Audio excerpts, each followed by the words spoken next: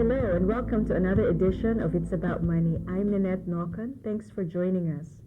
We're a program that talks about different money topics, from mortgages to the stock market and so on. We aim to educate you and inform you about the different financial possibilities out there, and we hope to be able to motivate you into taking some action in creating a healthy financial picture. It's not our objective to replace your financial advisor, because there is no substitute to a team of advisors, including a financial planner, an attorney, an accountant, and perhaps an insurance agent. Today, our topic is on credit education. Our guest today is Chad Riflin, and he is the education chairman at the Credit Education Bureau. And I'm really excited to have him here because he has a lot of resources to share with us. Welcome, Chad. Thank you. Thank you very much for having me. Yeah, let's talk about what's happening today in terms of consumer credit and so on. What observations have you made of late in terms of the way people act and behave with regards to credit and consumers? Consumer credit is something that has constantly been a growing industry, and it is probably larger than it ever has been to this point. The way I would view consumers and using their credit nowadays is we are a generation of people who just pay the minimum balance on our credit cards. Consumers today probably do not realize that credit is not free, that it is something that must be paid back, and it is something that's going to cost you more in the long run. And I think that a lot of credit card companies, in some instances, don't avoid marketing it that way. I brought a little illustration here to kind of give a good point as to what it means to pay back the minimum payment, which means just the minimum that the credit card company is requiring that you pay on a balance, such as $1,000 or $500. On a credit card balance of $1,000 with an interest rate of 15%, if somebody, which is probably about average now, if somebody were to pay the minimum payment amount of $20, let's say, which would probably be about an average minimum payment, it would take them 77 months to get that credit card paid off. In other words, it would take them 6.5 years to pay off a balance of $1,000. And in that time, they will have paid $561 in additional interest on that credit card. What a lot of people don't realize is if you just pay $10 more on your credit card balance, let's say that same balance of $1,000, if you were to pay $30 a month, it would take you only 43 months. So it would almost cut the time in half. And save how much in interest? You would only end up paying $300 in interest. Okay. Let's say you were really disciplined and you cut out your cable bill and you saved an extra $50 a month, let's say, and you put that towards your credit card payment, and you paid that on top of your minimum payment of $20, so you're paying $70 a month. It would only take you 16 months to get that paid off. Okay. So people don't realize what those little amounts can do for them to pay off those credit card bills. So many times they think that, as I said before, you're getting something for free if you can pay less, but that's not necessarily true. It's actually the reverse at times. It's definitely the reverse. Yeah, I find sometimes people say, "Oh, I got this on sale," and they buy a bunch of things on sale. But if they put it on the credit card, effectively they're paying twice as much as somebody else who may have bought it at regular price if they were paying the minimum amount, something like 15%, like you mentioned. A great quote that I heard was by a gentleman who gave a presentation to some new college students, and he asked them, "What do you think we would have if we didn't have credit?" One of the bright young students raised their hand and said, "We would have 18% more stuff." In other words, we wouldn't be paying 18% in interest for all the purchases that we made. And in some cases, that is true if you don't use credit the way that it should be used. Sure. Oh, that's interesting. They came up with some statistics on how much we are saving as a nation, and 10 years ago we were saving 8% of our income. Now we're saving minus 0.8%, which makes me think that there are a lot of people out there putting money, their purchases on credit because it's a negative, savings rate. That's pretty awful. We're going into debt, in other words. Right. So tell me a little bit about your organization, because you do a nice job educating people about credit and being responsible about it. Our organization, the bottom line, is to educate people about credit, about the wise use of credit, how to obtain credit, how to improve their credit reports, read credit reports, how to do basic money management skills, how to budget, things of that nature. More of a self-help end of the whole issue. Okay. We have a credit hotline, which is 256-6080. Can you repeat that again? Credit hotline? Credit hotline, it's 256-6080. Great, okay. What this number is set up for is for individuals, excuse me, who want to call in and get free advice about their credit or about their money management problems they might be having. When they call in, we'll help them out however is needed. We'll also provide them with different materials from our resource library that we have. Okay. We have materials from the Federal Trade Commission, the American Financial Services Association, Fannie Mae, and many others. Mm-hmm. So we'll send them these materials to back up whatever it is that we told them about over the phone. Over the phone, we'll connect them with the right people that might help them in their given situation. Okay. We also do free presentations to different community organizations like schools, colleges, home buyer programs, pretty much anybody who would need our services.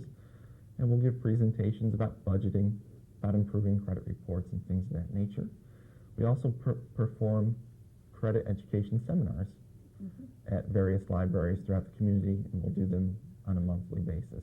I see. So credit education seminar, meaning are there specific topics or what kinds of issues do you? We'll send out flyers to our callers each month, letting them know what topic is the next month, is coming up for the next month, and they can call in and make reservation if that's something they feel they need to be educated on.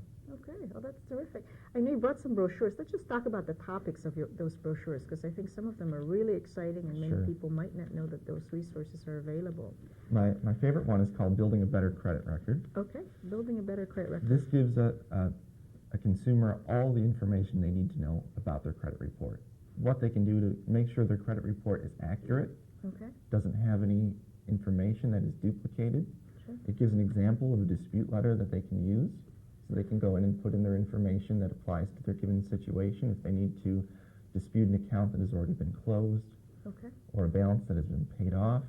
So they can use the material in here to fix those kinds of problems. Provides them with the phone numbers that they might need to call to report fraud, to order their credit reports. And it also tells them what things they can do to change their habits with their use of credit. Oh, that's great. It's a really good material. So an example of someone who could really use this is someone who might have a more common name, like John Smith is a commonly used name. Oh, there must be a lot of John Smiths. So someone with a John Smith who has bad credit might get into your credit report, and that would not be a good thing. Okay. Right. So that's the kind of thing that and this most people don't realize that that can happen. That information can be transposed. So that's something that's helpful to anybody in that given situation. Okay, great. We also have consumer budget planners. So many people don't know how to make a budget, or just don't even know where to start. So we have these kinds of materials that just help them to get started off on the right foot. Great. And actually that's interesting about budgeting. You know, when people don't know where their money's going, it's so easy to spend it. But when you've identified and all of a sudden find that, gosh, I spend $120 a month going out to eat, wow, that's a lot of money. You know, or maybe you spend, I don't know, $400 a month on groceries, and maybe for one or two people that might be a lot, you know, in conjunction with going out. So it's really important. This helps them see what percentages their expenses are going into. You know, if they're exceeding a certain percentage with how much they're paying for their car, for their house, that'll help them understand where they're overextending themselves and where they need to cut back. Okay, all right. We also do a lot of things about teaching parents how to teach their children how to spend and save. All right, that's good. Which so many parents appreciate, and we can send them even curriculums on what they can use, materials they can use to teach their kids. Wow, that's great. You know, how to properly give your child an allowance. How to properly teach them money management with that allowance. So things of that nature. Wow, that's terrific. You know, actually, this is interesting because sometimes children don't have an idea how parents actually make money. They think it just comes out of ATM machines, you know. There's, I don't have enough money. Why can't you just go to the ATM machine? You know? They don't understand the parents have to earn the money and put it in the account to get it in the ATM machine. Right, and that's one of the things that we'll tell parents too, is to let your kids see you use your money and be honest with them so that they understand the full scope of it. And you won't have to tell them, you know, money doesn't grow on trees. They'll understand that when they see you using money. Simple things like how to choose a financial planner. Sure, I'm familiar with that. It's great. How to deal with debt. Home ownership. Opening the door of your own home. Okay. And another big one is identity theft. Oh, yes. Okay, that's what we talked about earlier. If you have a common name, sure. And sometimes not so common name, right? Sure. Some viewers might not know what identity theft is, but basically it would be any person who assumes your identity through the use of your social security number, bank account numbers, credit card numbers, and it is one of the largest growing crimes in the country today, especially with the use of the internet, Sure. the use of using your credit card over the phone for purchases. Sure. It's very easy for somebody to get your information, even to the extent of going through the trash to find pre-approved credit card offers. Somebody can take that pre-approved credit card offer, open up a credit card in your name, and have it sent to their address and charge things up Oh, great. In your name. So when you get that mailing and you don't want to take advantage of the credit card offer, best thing to do is tear it up. Tear it up. It's even good to have a shredder Yes, if possible. yes, definitely, right. And you can get those at a pretty low cost nowadays at places like Office Max or Sure. all around. For less than $20, it's a great insurance Oh, policy. sure, absolutely. Yeah, an insurance policy. That's a good way to look at it. Right. Okay. So that's basically what we have. This is just a small sample. We have hundreds and hundreds of different publications. But this is what we'll provide people so that they can have something hard. So they can call you and say that I'm needing this help, and you can either refer them to an organization, send them a brochure, or kind of help them, guide them in the direction that they need to take. Okay. Well, tell me a little bit about the organization. How is it funded? What are you part of a bigger organization? What is it all about? Well, again, the name of the organization is the Credit Education Bureau. And we work as an arm or a sister company to the Credit Bureau of Rochester, which is located on 19 Prince Street. Okay. The Credit Bureau of Rochester has served the community for years and years, since I think back in the 20s, doing credit reporting, doing collection services, and various other things. Now they just do mainly collection services and process mortgage credit reports. I see. We work as the non-for-profit side, and we just go out into the community wherever we can and educate as many consumers as possible. Educating them about responsible borrowing so that business can go on as usual. I mean, if you think about it, the creditors want this to happen because they want the loans that they give you to be paid and continue doing business, and it's good for everyone. They appreciate our services, of course, the creditors, as well. Sure. And we just try to make sure that every consumer has the information that they have a right to know. We believe that every person has a right to know this information. Nowadays, there are a lot of companies that will charge you for this type of information, and that should not be. Sure. Because anybody can get this information for free. Right. A lot of internet solicitations will come through emails saying we can sell you a credit repair kit for $50. Oh my! That is not necessary. Oh my goodness. Nobody can repair your credit better than you can for yourself. Sure. For free. Sure. So that's what we try to help people do. And if it's important enough, you ought to spend the time doing it anyway, right? Sure. And delegating you it should to someone understand else. this information. Yeah, absolutely. Boy, these are a lot of great stuff. Now, when people call you, you said it's free, the education part is free. Are there parts of the services that people have to pay for? No, not anything. Okay. So when people call, they can feel completely relaxed that nothing is a sales pitch or trying to pull them into something that eventually might cost them some money. We just do this completely as a resource to the community. What about confidentiality? Someone might be embarrassed about the situation they're in. People can call in and be anonymous if they'd like. Okay. I do have a database of information where I will keep people's names and addresses if they'd like. Okay. And what I do with that is just send them periodic notifications of our upcoming seminars that they can be a part of, again, for free. I see. So it can be completely anonymous if they'd like. Okay. And it's also a situation where you don't sell the names of these individuals or anything like that. It's just for our purposes. Just education. Here's more material that might be able to help you. Oh, fantastic. So, do you get involved in like the tax implications of any loans that people actually get forgiven or anything like that? Or is that a different type of service that one might be able to? That would be a different type of service. Okay. I would say we're basically the first step that any person would need to take when they're facing a financial difficulty. I see. Get educated. Know where you're at, where you need to go. That's what will help you be able to understand, and we'll get you connected with the right people from there on. Oh, great. That's great. Walk me through the process. Say I call your office, and again, what's the number? It's 256-6080. Okay, so they call you and they say, I need help. Mhm. And what's the process that goes through? So I say, I need help, I have lots of debt. What do you do? If you were to call in and say that you had a debt-related problem, I would just ask you some questions. Okay. Not anything you have to release a whole bunch of information about. It's basically approximately how much debt do you have, what kind of a budget do you have a budget, simple basic questions. Through that, I'll evaluate where I think that you're at, give you some basic guidelines that you can take at that given moment Okay. to start combating your debt. Okay. Then I might send you some resource materials that will help you follow up with the phone call Okay. to take the further steps beyond there. So maybe if you called in and said, I have $1,000 balance on my credit card that I can't get paid off, and you're just paying the minimum payment, well, I just might help you try to find the fat in your budget, where you can cut back, apply that to credit card bill, and I'll help you figure out how long it's going to take you to get that paid off. Okay. If you were to call in and say you had $35,000 worth of credit card debt and you only made $15,000 a year, Okay. I might try to refer you to another organization. Okay. So that's All right. basically how it works. I see. So people have to spend the time also writing down how they spend their money on a regular basis, and you could help them try to find the fat, so Yeah. to speak. It's not a magic wand by any means.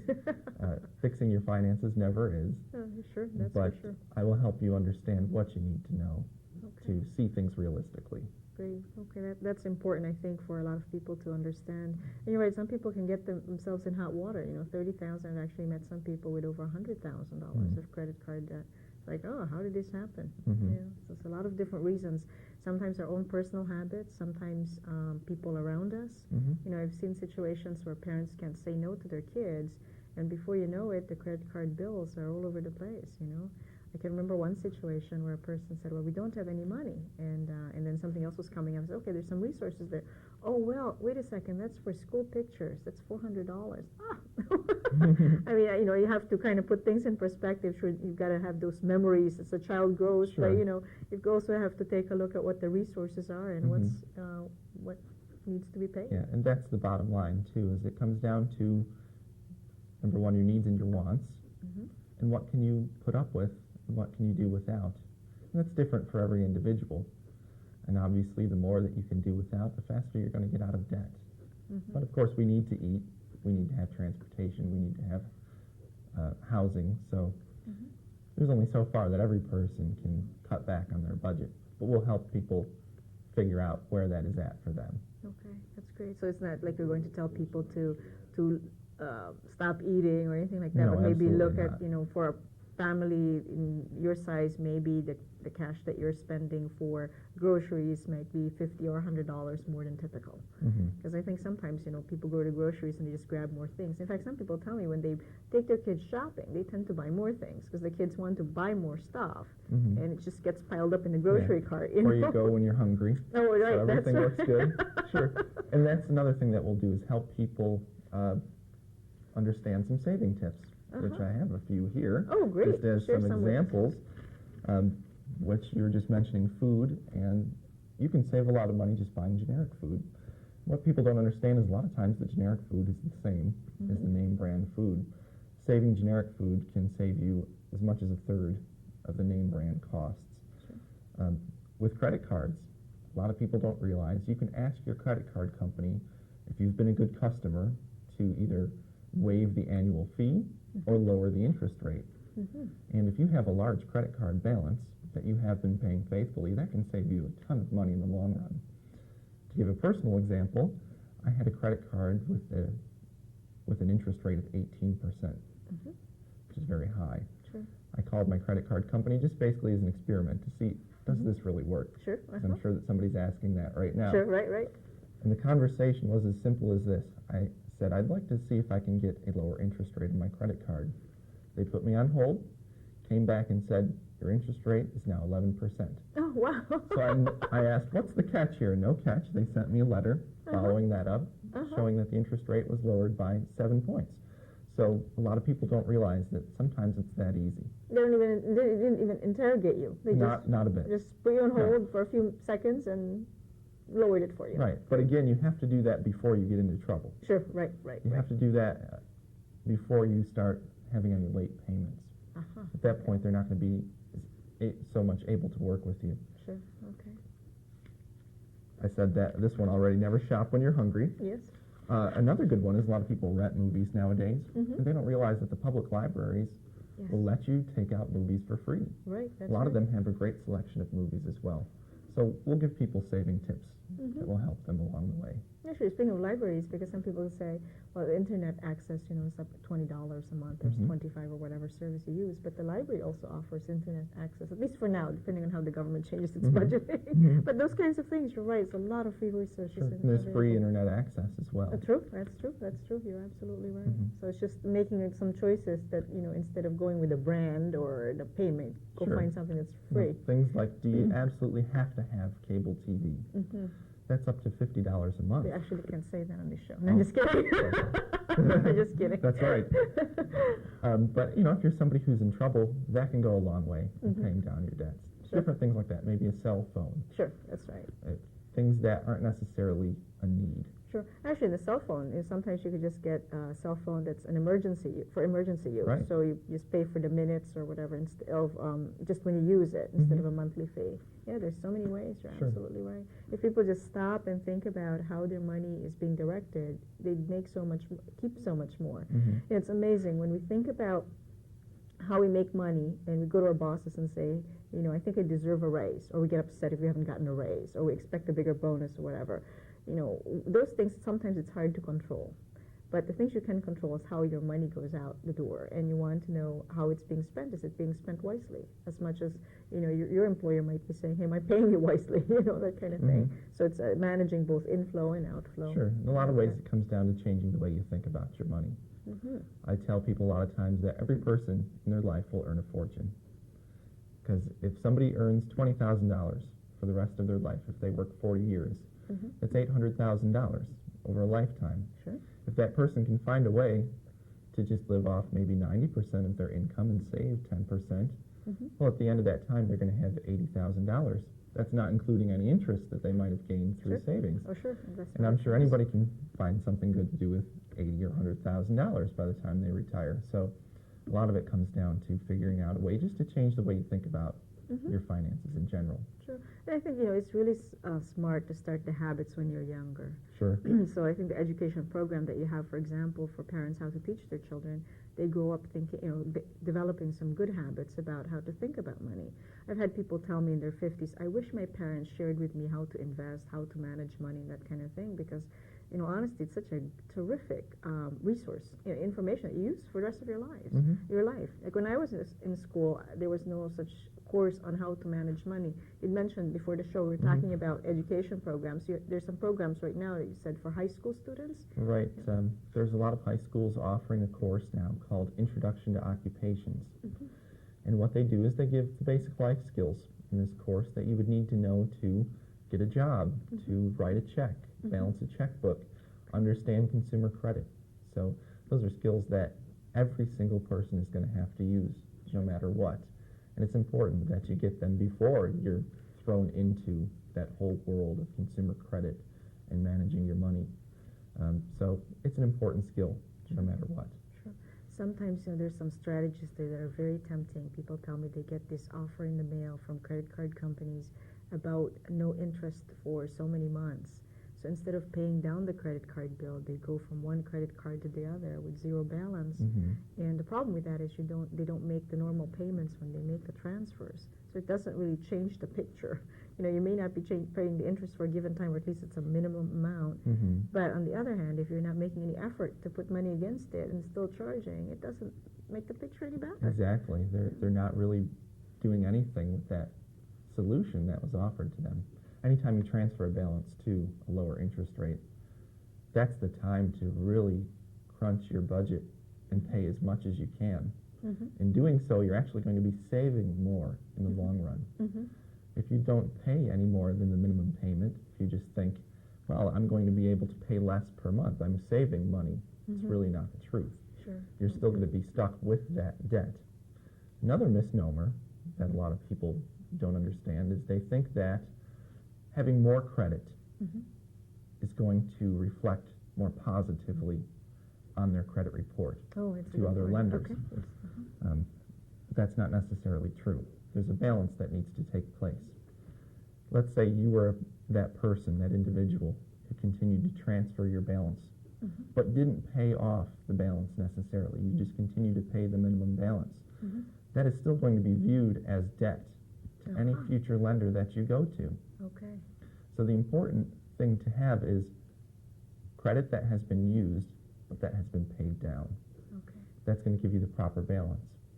Another thing that's going to give you the proper balance is not to have too much open credit, because that will be viewed as potential debt to future lenders.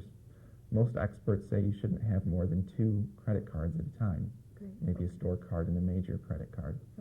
That way you'll, as I said, again, have the balance that you're supposed to have to your credit history. Sure, okay. So just make sure that if you open something because there's a promotion at that time, from a store, make sure you close it if you're not going to use it again. Absolutely. Because there's a lot of freebies that people offer, stores offer, and you sign up, you get a free toaster or something like that. And when you close a credit account, it's important that you request the creditor to reflect that on your credit report is saying it was closed by consumer. Okay. A lot of people don't realize that that is a very important step to take. If you don't have it say closed by consumer, that could reflect negatively against you, because a future lender might view that as the creditor had to charge off the account or close the account because you weren't paying as agreed. I see. Okay. So make sure again that it says closed by consumer. Closed by consumer. Great. Now, how often can people get the credit reports on their situation? How often can they do that? We recommend that people get their credit report at least once a year. Okay. And to make sure there's no errors or anything like that. And is there a fee for getting those credit reports? I think right now it's $8.50. Oh, great. Okay, affordable certainly. Right, and that's basically just an administrative cost. Okay. And I believe that the phone numbers, we do have the phone numbers. Okay. If you'd like me to give those later. Okay, great. But then if they need to call you, or want to call you, it's 256-6080, right? Yes. Okay. That's right. Great, that's wonderful. Okay, well, thanks. You've been wealth of information here for our audience. I think it's fantastic that Chad has come in here and shared this information. Our guest again is Chad Rifflin from the Credit Education Bureau. So if you have any questions about your credit, how buying a house, anything that has to do with credit, please call this number 256-6080 and they will give you some information. It's free, it's confidential, and I think it's a worthwhile thing to do. You've really shared a lot of terrific information here, and I appreciate that. So it's really a matter of mindset, creating the right habits and checking everything to make sure that you're not your identity has not been stolen or any other entries in your report that don't belong there. Right. Great. Well, thank you again. Thank you. And thank you, our viewers, for joining us. I'm Nanette Nolkan, and our program is It's About Money. If you have any questions, comments, or suggestions, please email me at nnocon@aol.com. Again, our guest today is Chad Rifflin from the Credit Education Bureau. And thanks for joining us. Until next time.